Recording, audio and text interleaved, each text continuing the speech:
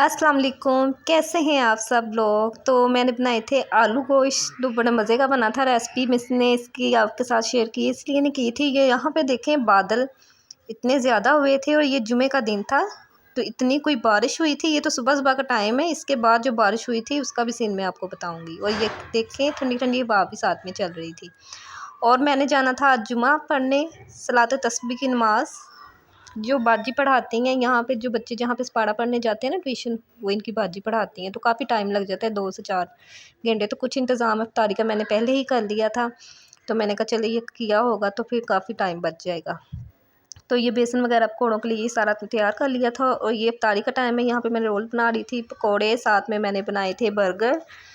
और मैंने कहा अभी टाइम कुछ रहता था, मैंने कहा ये चीज़ें मैं शेल्फ पे ला के रख लूँ ना, इस तरह बड़ी आसानी रहती है। तो यहाँ पे अदरक और लहसुन को भी मैंने छील के और अदरक को बारीक बारीक काट लिया था। लाइट हमारी गई हुई थी, मैंने कहा आती है तो इसका पेस्ट बना लेती हूँ। पहले मैंने बनाया था, वो ख़त्म हो गया था, थोड़ा सा ही था। अब मैंने कहा ये मैं बना लूँ, कुछ दिन फिर इस तरह से गुजर जाएंगे। इस तरह से फिर बड़ा आसान होता है। प्याज काटें और टमाटर डालें, सब्ज़ मिर्चियाँ काटें और पेस्ट बनाओ ना, तो बड़ा ईजी रहता है खाना बनाना।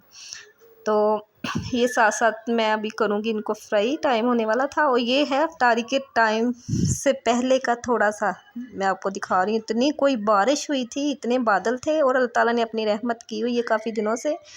और ये दूसरे दिन का क्लिप है, मैंने बनाई थी सेवियाँ गुड़ वाली, बड़ी मज़े की जो बनती हैं, मोटी वाली जो होती हैं। और आलू बैंगन का सालन, ये भी मैंने क्लिप आपके साथ शेयर कर दिया। और ये देखें इफ्तारी की जो चीज़ें हैं हमारी सारी रेडी हो रही हैं साथ साथ, और रह गए हैं सिर्फ मेरे बर्गर, पकौड़े और रोल मैंने फ्राई कर लिए थे। और बर्गर का भी सारा मैंने काट के ना इनको फ्राई करके हल्का सा सेक लगा के रख लिया था। इस तरह से सबको कटिंग करके रख लो ना, बड़ी आसानी रहती है चीज़ों में। ये बंद गोभी भी थी। तो यहाँ पे देखें जी, अल्हम्दुलिल्लाह हमारा दस्तरखान लग गया था, तमाम चीज़ें हमारी रेडी हो गई थी। और बच्चों को मैंने कटिंग कर दिया था इस तरह से, बर्गर को इस तरह से आसानी रहती है खाने में। टैंग बना लिया साथ में, ये चीज़ें चेंज होती रहती हैं, कभी टैंग बना लिया, कभी रूह अफ़ज़ा, तो यही चल रहा है।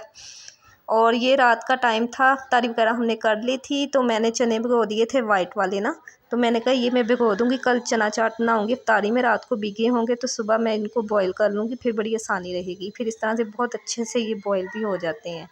और गर्मियाँ इतनी नहीं हैं, मौसम भी अल्लाह ताला ने बहुत रहमत की हुई है।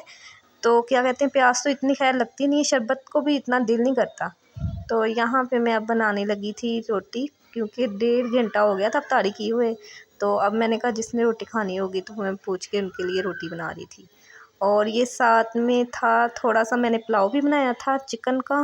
तो इसी के साथ मुझे दीजिए इजाज़त, अल्लाह हाफिज़।